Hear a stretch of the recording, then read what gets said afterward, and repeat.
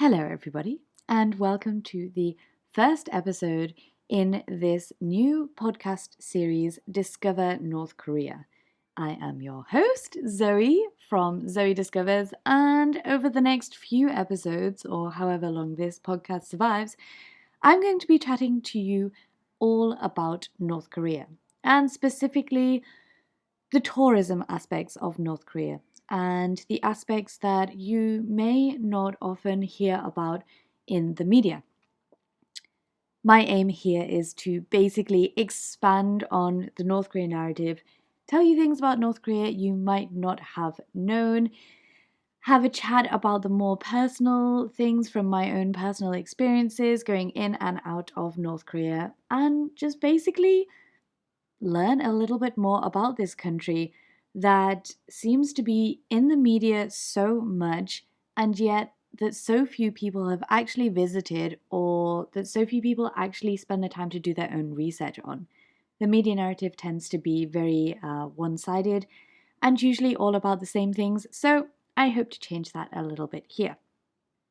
If you follow me on various other channels like YouTube and Instagram, you'll know all of that already, so I don't want to dwell on that too much in this little introduction here, but I will be going into it in much more detail over the next few episodes. Who am I? What on earth am I doing? And why do I go in and out of North Korea so much? But firstly, let's kind of get into this first episode, and I'm actually so excited to be starting this podcast. It's very, very nerve-wracking, and I have no idea what I'm doing. I'm like borrowing equipment from friends, Googling how to start a podcast when I feel like everyone else is starting a podcast. The reason that I haven't done this yet, actually, there are so many reasons why I haven't done this yet. I started doing social media stuff around North Korea by, I would say, mid-2019 to the end of 2019. And by the end of 2019, I had bought myself a nice camera to do lots of videoing in North Korea. So I was planning to do a big vlog thing. I did make about 3 or 4 pretty decent good vlogs. Sorry, you can find them on my YouTube.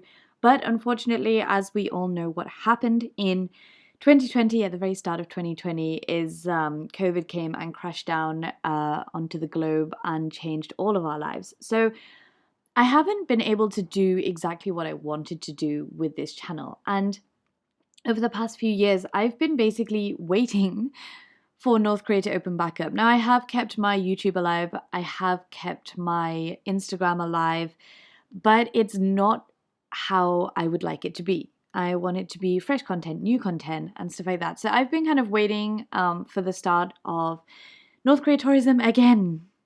Unfortunately, I am not here with an announcement that it has started, but I'm sick of waiting. It's been 3 years now. And also, so many people ask all these questions all the time. And I listen to podcasts personally all the time. And I just feel like maybe, I don't know, maybe you'll enjoy listening to me chatting away whilst you're on your morning run or on your morning commute or whatever it is that you're doing. I hope you do enjoy this podcast. Obviously, very new to this, so if you have any recommendations, if you have any feedback, absolutely anything you want to say to me at all, then do message me on Instagram. It's at ZoeDiscoversNK, or you can also email me on zoediscovers@gmail.com. So the idea of this podcast is that I will try and get one out every single week. It's going to come out every Thursday. It's not just going to be me chatting away like this. As much as I really love the sound of my own voice, I much prefer when I am chatting with people. Obviously, it's much more fun and dynamic. So a lot of the episodes are going to have guests on them. I'm really excited for 2 of the episodes. One of them is today. We're actually going to have guests on today. Yes, multiple of them. And in a few weeks' time as well, we're going to have another guest episode. So do stick around for them.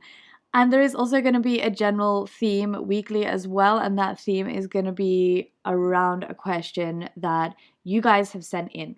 So, like I said, do feel free to email in or message with your questions.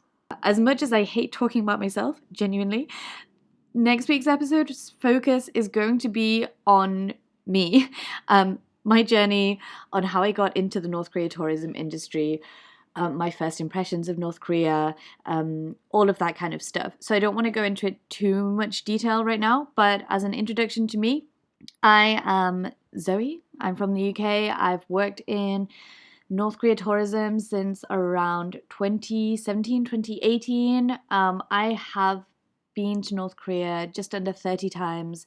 I work for Koryo Tours, and they are the company that's been leading tours to North Korea the longest. Actually, they are just as old as I am. So almost 30 years old. And they are really the pioneers in North Korea tourism. At the moment, the North Korean borders are closed, unfortunately, due to COVID. They closed in mid-January 2020, but I have been keeping pretty busy. I have every intention to go back into North Korea tourism. I have gone back to university, I've done 2 masters, and now I am doing my PhD in Taiwan. So like I said, every single episode is going to have a theme. And this week's theme, which is a question I think a lot of you have, and is a question that I get asked a lot, you know? If I genuinely, I don't really bring it up with people that I work in North Korea tourism, because then you get a lot more questions. Okay, usually I just tell people that I'm a tour guide in Korea, or I work in marketing or something like that. I only kind of let people know if it's some people keep pushing or if it's relevant to the conversation. So once I let people know that I'm a tour guide in North Korea, obviously people really want to know, what is the tour to North Korea really like? Okay, it's a really good question, because it is actually very difficult to know what a tour to North Korea is really like. If you hit up YouTube and look at all of the vlogs from YouTubers, from travel vloggers who have been to North Korea, mainly you will just find people that say how crazy it is, or videos that are entitled "Crazy Trip to North Korea." I can't believe what happened to me in North Korea. All of this stuff. And whilst a lot of them can be informative, actually I don't think that they give a very fair representation to what a tour to North Korea is really like. Also, everyone has varying experiences. Actually, no one single tour is the same. You can go for 2 days, you can go for 3 days, you can go for 20 days. Every single tour is very different. Every single itinerary will be planned slightly differently.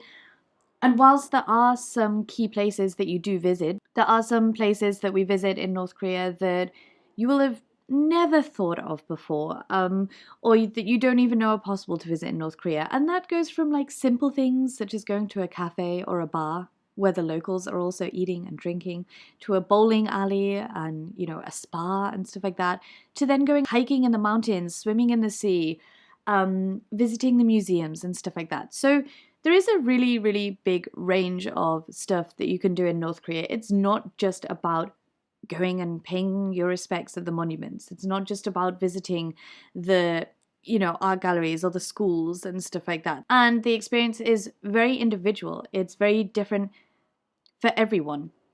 And so with this first episode, I thought it would be a really fun idea, as we discuss what a tour to North Korea is really like, to get some people on the podcast who have been to North Korea themselves. So I basically put it out to Instagram, who wants to be involved in my new fun project, and who has been to North Korea with me. And I got a lot of response.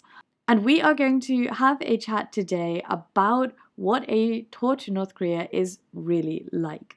It's going to be fun. So I'm actually super excited to talk to them, because I haven't spoken to a lot of them since I saw them in North Korea. Okay, and I had some really, really great fun times with these guys.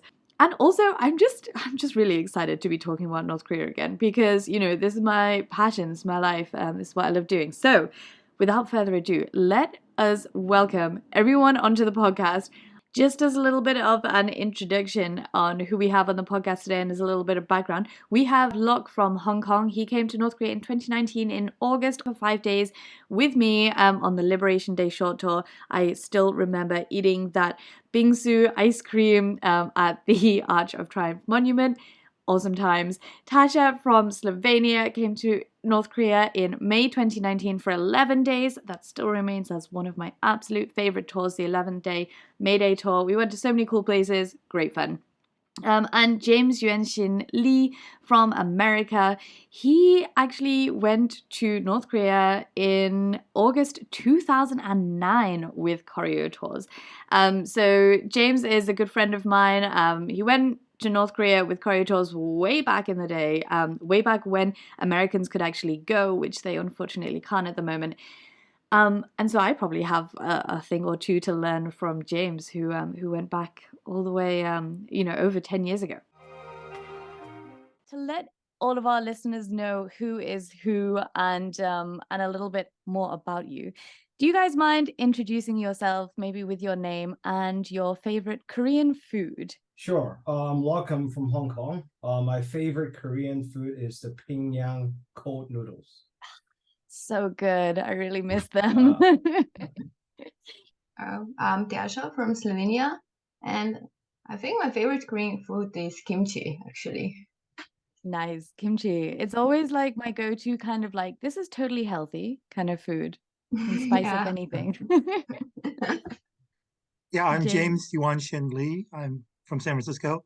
And I'm not a big fan of kimchi, but if you make it in a pancake form and fry it, then it's pretty good, or put in fried rice. But also in the States, we are big fans of Korean fried chicken. Although there's a debate as to whether or not the Koreans invented it or not the United States military had an influence.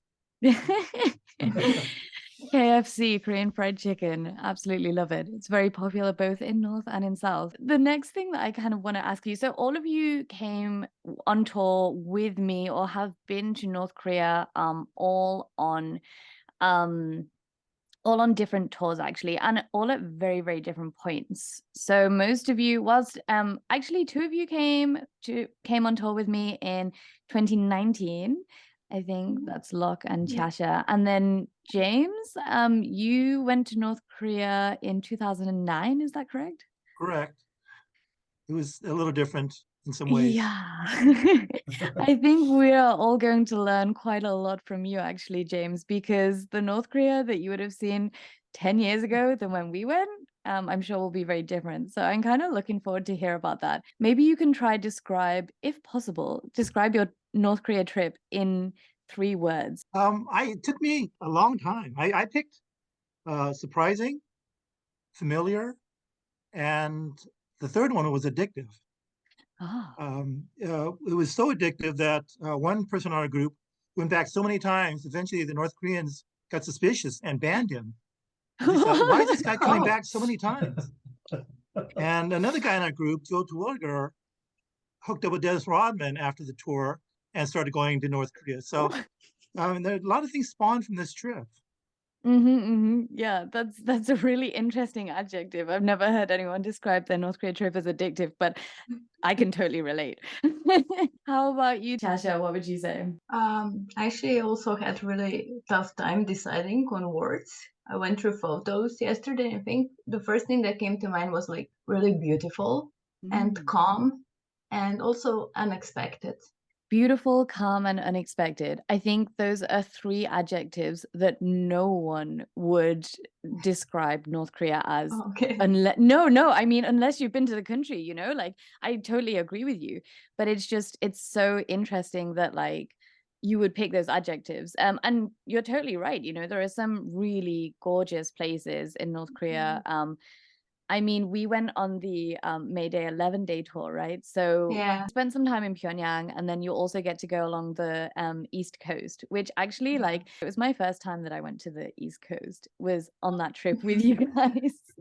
Yeah, there's a first time for all of us. So what you guys were experiencing in May Day, like, I was really experiencing as well. I loved going to the East Coast. It really is beautiful. And once you get out of Pyongyang, it's very calm. There's not that hustle and bustle of the capital city. And how about you, Locke? What would you go for? I'm not a very literate person, so my 3 words are out of this world. And the reason is because I was thinking about the good adjectives to describe my trip, but I felt that both from a philosophical point of view and a practical point of view, the trip to North Korea was really out of this world, and you can take all the how normal people would take those 4 words, I guess 3 to 4 words, and put it in the trip to North Korea, and I think it was still fits. It was just very different from all the other places that I've been. Not in a bad way, in a good way as well. So I just want to be clear about that. Yeah, no, definitely. I mean, for you guys who travel quite a bit, what would you say is the main difference between like a tour to North Korea and a tour in any other country? Well, in North Korea, it's a guided tour. I don't know, usually I don't travel with tour groups, so it's actually in a nice way because you have everything organized. You don't have to think about anything, what you're gonna do, where you sleep, or anything. In that way, it's really nice, but then you're also missing on the opportunity to just maybe stroll around the city in the evening. You don't have that there. I think that's one of the things that puts people off going to North Korea. I know that I have at least 2 good friends that, they love traveling. They traveled to very many countries and stuff. But the thing that puts them off the most is not that it's North Korea, but like the fact that they have to go on a guided tour. Like, did you guys who, you travel a lot, did you feel like that was a pain, or how are your feelings with the guided tour aspect of things? First, I don't like the idea. If I have the option, I will choose to go alone. But actually, my group for the Mayday tour was amazing. It was really nice people, all interested in North Korea, and it was actually a really great experience. Didn't feel like a traditional guided tour group that goes from one monument to another, listens to some history, and then moves on.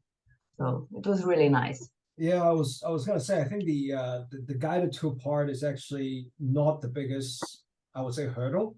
It's just that the planning of the trip, the early booking of the trip, making sure that I can make it to Beijing so I can make it to North Korea, that sort of stuff. Because normally I travel quite I would say randomly, as in a backpack and then a guidebook, and then that's it. I don't necessarily plan my whole trip the whole way. I don't even know when I'm gonna leave a place normally. But for a guided tour like this, of course, it takes a lot of prior planning to make it happen. Once you get there, then obviously I don't have to think about it. Just follow whatever's on the agenda. But yeah, it's fine. I mean, it's good. It wasn't as restrictive as I thought it would be anyway. Yeah, it didn't bother me in general. I mean, I'm kind of a pretty laid back person.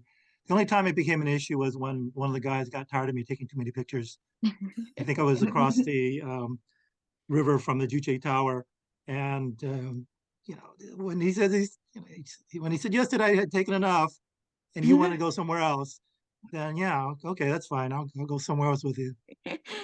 That's a very polite way to say it. I think you might have taken enough photos. Yeah, I think it's a really interesting point though, because I mean, I just kind of take it for granted now, and like, I'm a kind of tour guide myself, but like totally, I get why a lot of people don't like the aspect of going with a tour group. Like you said, look, I mean, I'm the same as you. Like, I just pack my bags and leave, but in a way, at the same time, like it's kind of nice, just having everything planned out for you. And I guess that's also what you pay for, because these tours are not cheap, right? So it's kind of nice that when you kind of go there, okay, you don't have to think about much because you've got other stuff that you need to think about because you're in North Korea. How did you find getting the North Korean visa? Because a lot of people are like, oh my gosh, the North Korean visa must be so difficult. Like, how is that for you? It was really easy, actually.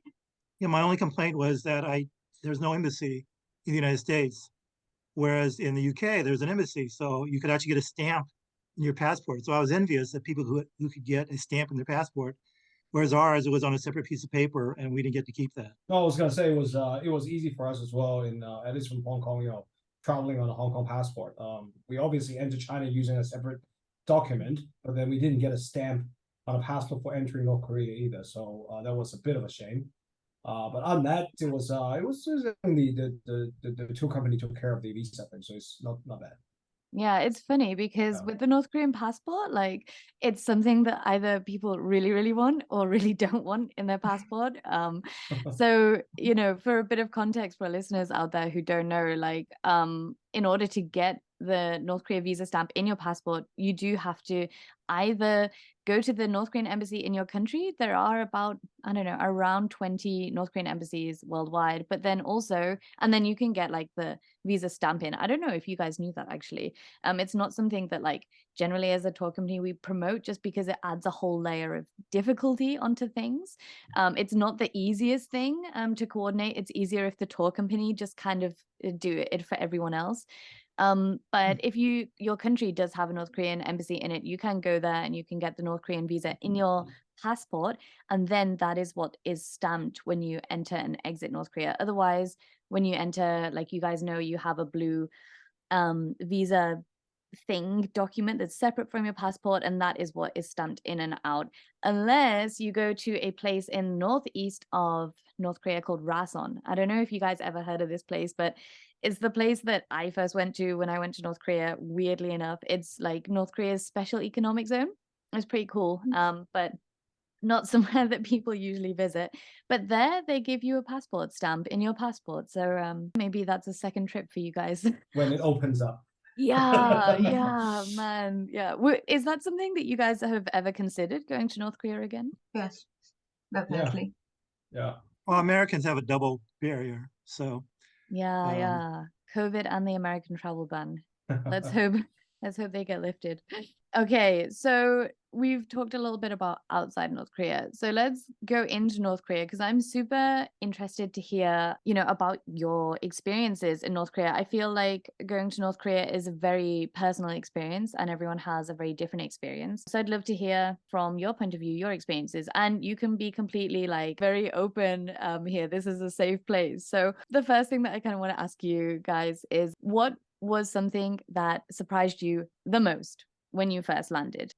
So I took the train from Beijing, I should say from Dandong, and other than the checkpoint at Sinuiju, I think is how to pronounce it. You know, officially when you first enter is in Pyongyang when I got off the train station, right?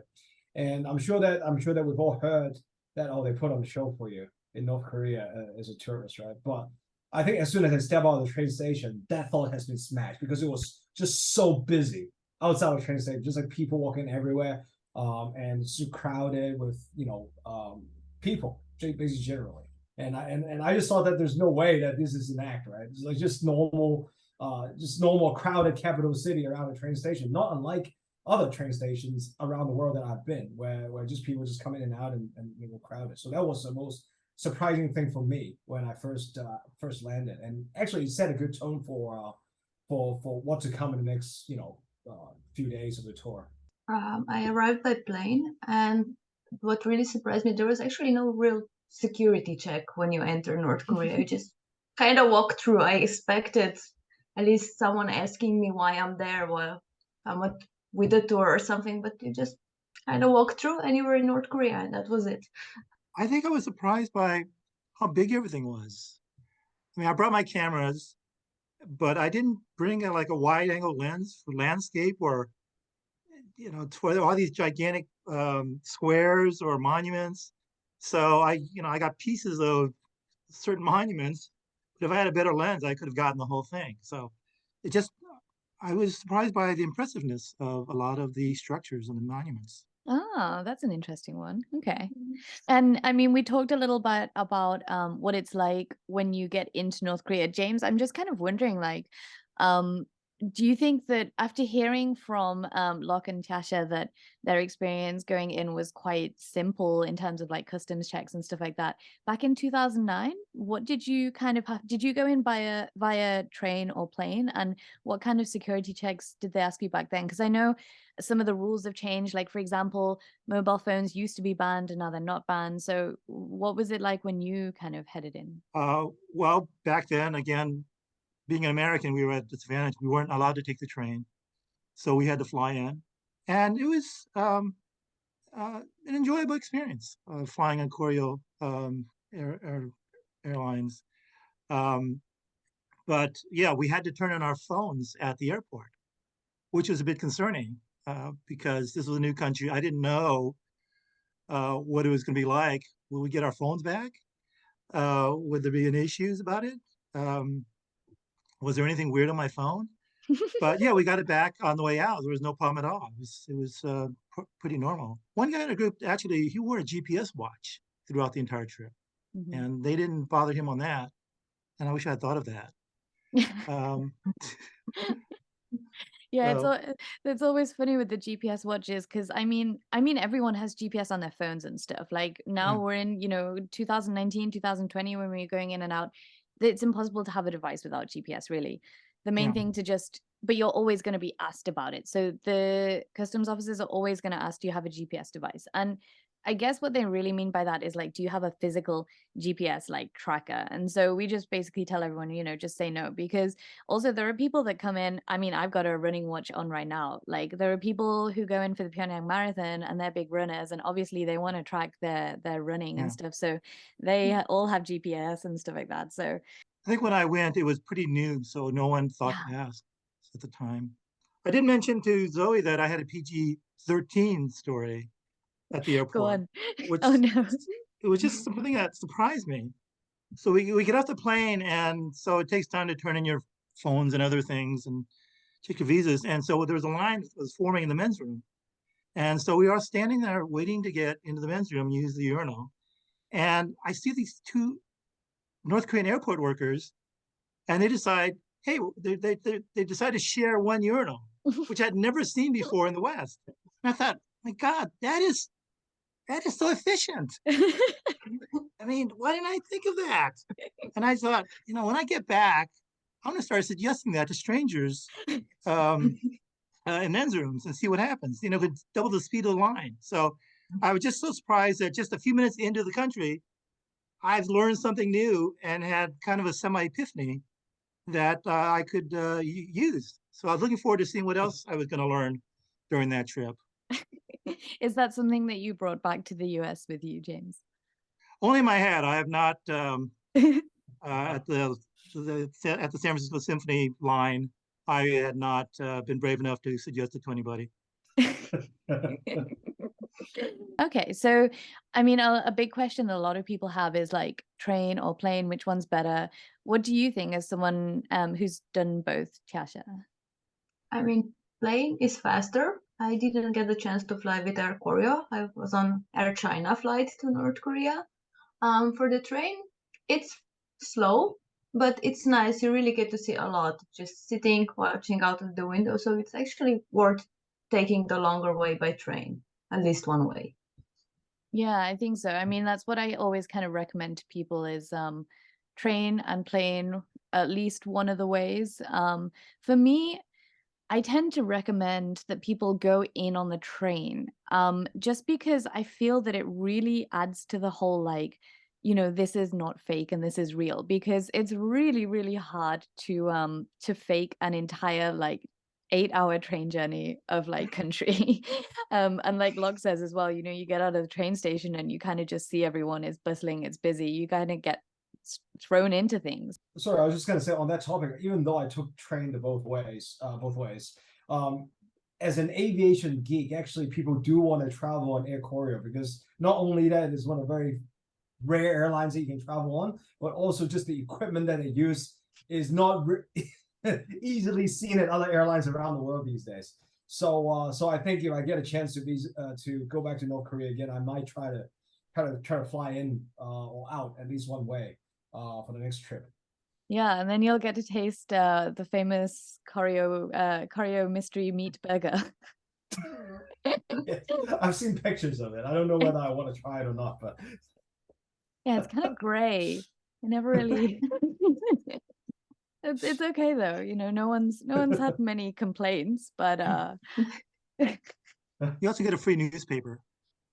yeah, you oh, do get a free newspaper. cool. Yeah. So, okay, so we've gone through security, we've gone through our plane and train journeys and stuff like that.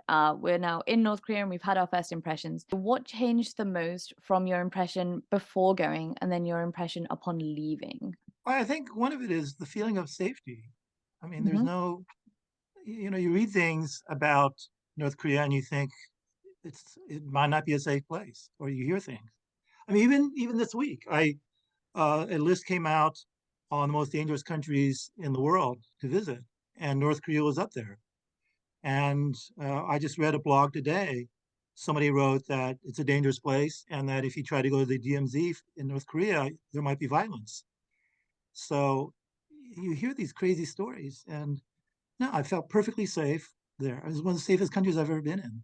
It's a really good point, James, because I think that's one of the things that people usually ask me when they find out what I do as a job.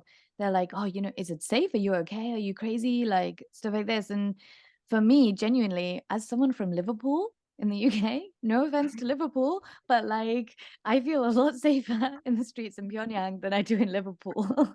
Like I don't have to worry about like my phone being stolen, weird people coming up to me on the street, saying something weird to me. So I totally get that. And I think aside from that point, like North Korea, as long as you follow the rules that you're hopefully briefed on before you go to North Korea, like Korea Torsby really try and give you a good briefing on that kind of stuff. As long as you follow those rules, I don't know, did you guys feel unsafe at any point, or did you have the same feeling as James? No, I felt very safe the whole time, more than in other countries, more than at home. In fact, it's interesting, James, you mentioned about DMZ, because before I went to North Korea, a few years back, I went to DMZ from South Korea, and they made it such a big deal over there. You got to sign, agreement saying that you're going into an active war zone. There could be violence, breaking out in that area and whatnot. And I'm sure that, every now and then we see news of people, coming through there unintentionally, and then something broke out, right? But, going in from North Korea, to the DMZ, there's no big deal. I mean, you just get on the bus and go, and it wasn't as dangerous as people made it to be, for sure. So yeah, I completely agree. I mean, yes, you got to follow the rules, but I think so. Probably worth mentioning the rules, for me at least, is that it wasn't as strict as I thought it would be. For example, I think the greatest example would be taking pictures. I think before I go in, I thought the rule is that you are not allowed to take pictures unless you are told specifically that you can. But it was actually the other way around. Is you're allowed to take pictures unless you're specifically told that you cannot. And that is a big difference, right? We can, passing through some areas, yeah, they said that you can't take pictures, but for the most part, it was pretty normal from what you can do as a tourist, in terms of taking pictures. Yes, you can wander outside the hotel at night. That's a given. But other than that, and not to take pictures somewhere, we're pretty okay, I felt. Yeah, and I remember you had a 360 camera, right? Yeah, I did. Yeah. Yes. Yeah. So I was holding my camera, and it was got a pole that is about, I don't know, 4 feet long, and I keep holding it above my head, just walking around all the time, and nobody come and ask me about it, and I just keep walking around with my stick. So it was okay. Yeah, our rules on photography were a little different back in 2009. Okay. We were not allowed to take pictures of people unless in very special circumstances. We were not allowed to like stick a video camera out the bus window or just take a video from the bus. Although I think one person did.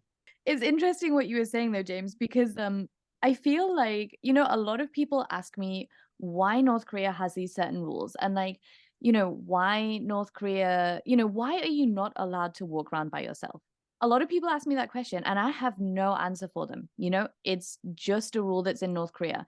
It's just because they are, worried, paranoid. It's something new to them. They're not used to having foreigners in their country. And I think looking back to the rules that James dealt with in 2009 and how much it's opened up to 2019, I think it's important that it kind of just shows, back in 2009 when you weren't allowed to take pictures of people, there isn't necessarily a reason why you can't take pictures of people. And, back then you're not allowed to take pictures outside the bus, and now you are. I think it shows that there's not necessarily a reason for these rules in North Korea. It's just that they don't want to let these things happen like too quickly because they're worried what might happen.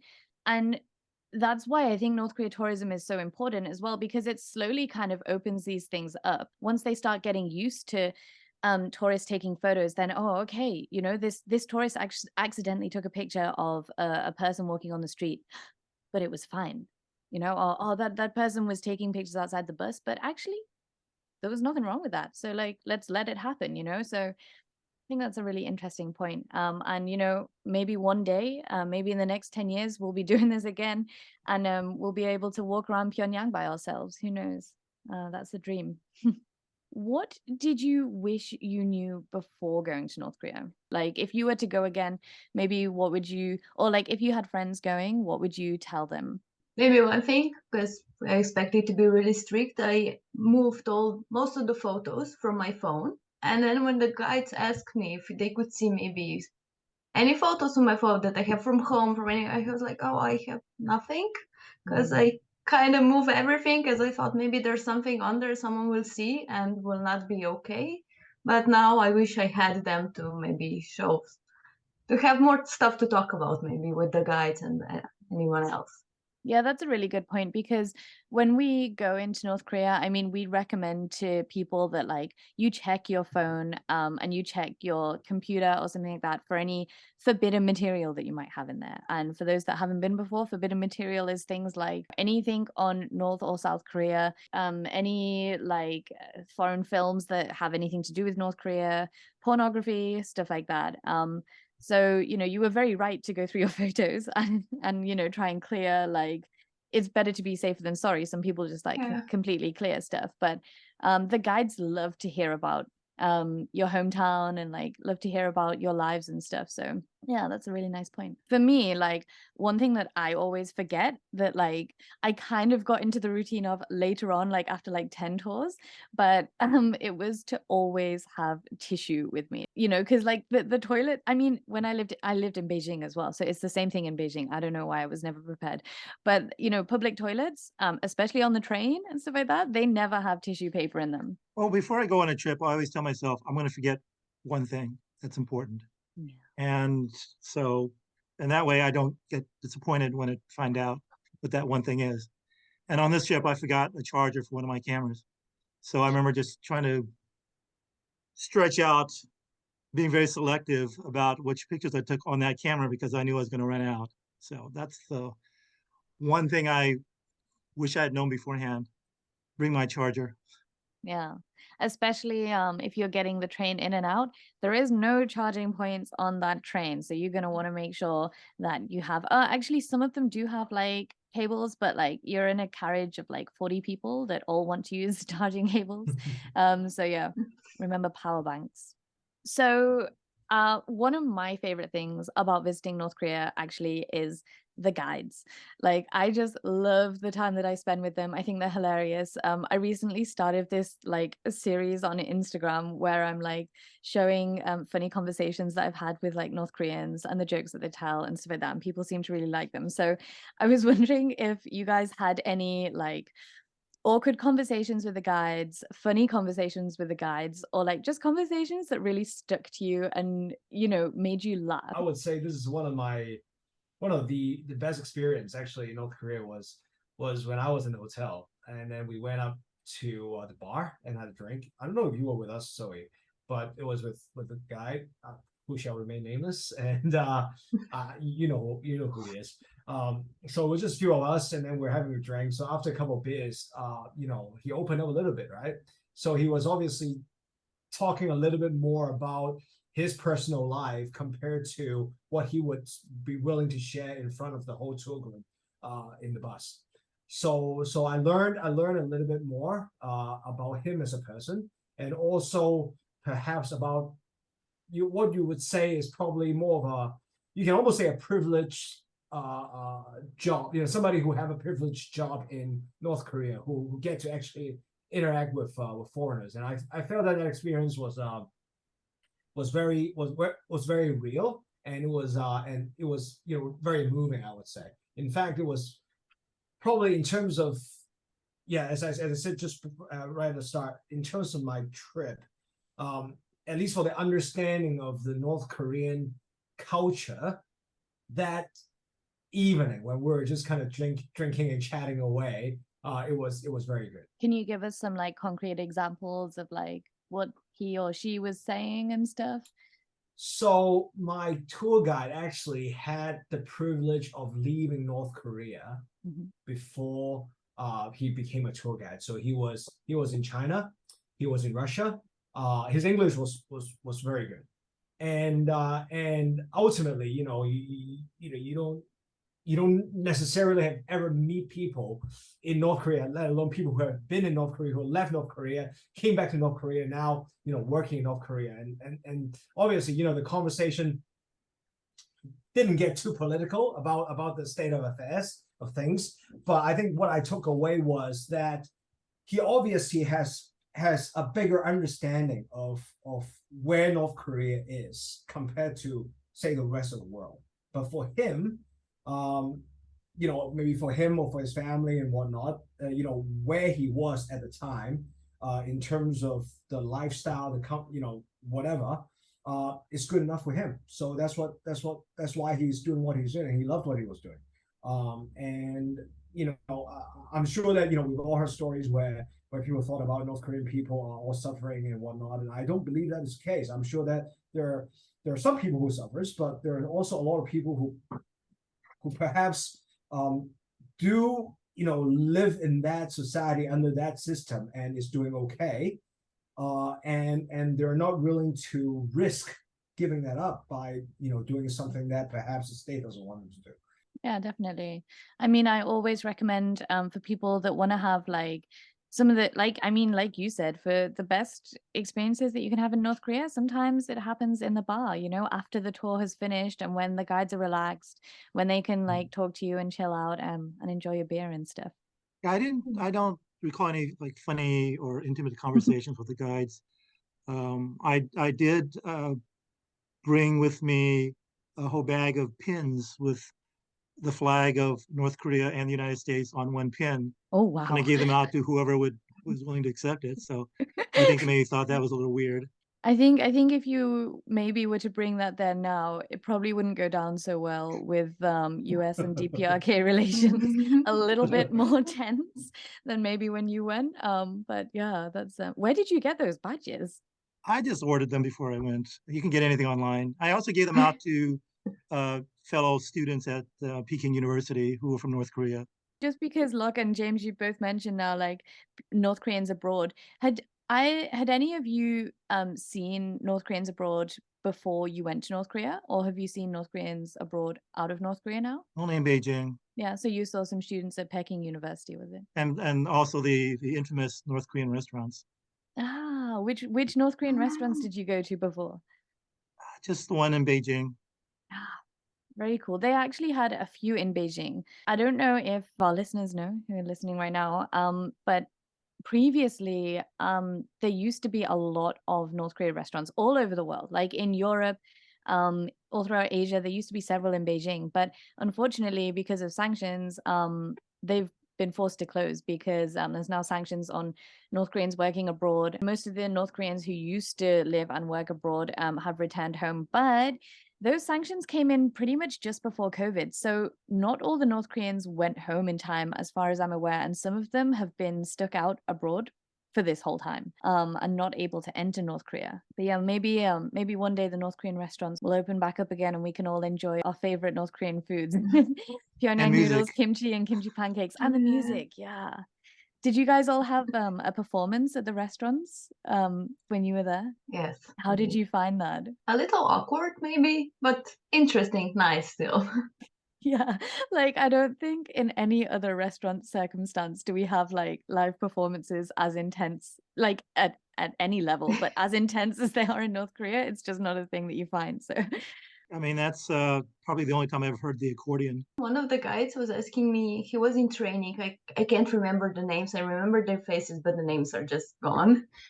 He was asking me about my life at home, oh, do you have a boyfriend, and so on. At the time I did. And he asked me, oh, what does he work? And I told him what he worked, and he was like, oh, no, that's not a good job. You need a new boyfriend. You're honest people. yeah. Yeah. We've kind of talked about whether you guys found it safe or not. And generally, you found it safer than you thought that you might do. But were there any scary points? Were there any nerve-wracking points? Were there any points where you were more nervous than otherwise? Were there any places that you visited that you were like, ooh, or, did you make a mistake and someone say to you like, oh, please delete that photo, or please don't do that, please don't say that? Like, it's okay if you did. I'm not gonna tell you off now. No, I mentioned that I was impressed by how safe everything was. So I was surprised when I was buying books at the Yanggakdo Hotel bookstore. And, the socialist countries, they put the price on the back. So you know exactly what the cost is. And so I had a stack of books I brought up to the woman at the cashier. And she gave me some number. And I thought, wait a minute, that doesn't sound right. And I thought, no, it can't be. This is a safe country with no crime, or almost no crime, public crime. And I think, but I think she's ripping me off. But I didn't want to question it, so I just gave her the money. And I think she made an extra $20, $30 from me. And I later added it up. And yeah, she ripped me off. So it surprised me because she had a privileged position dealing with foreigners, but that was outweighed by hard currency. So I just thought it was amusing. I didn't complain about it. It wasn't worth causing problems for her. I just thought it was amusing that, people are sometimes people. Yeah. Also, it was my fault because Corio Torres said, don't buy your books here. We're going to go to the bookstore in a day or two, buy it there. And I didn't listen. You gotta listen to the guides. And unlike other tours that you might go on that like get commission from like taking you to certain shops, I can promise you that like when we do that, it's because we know like the cheaper places. You don't have pockets full of North Korean won. Yeah. You get kicked back.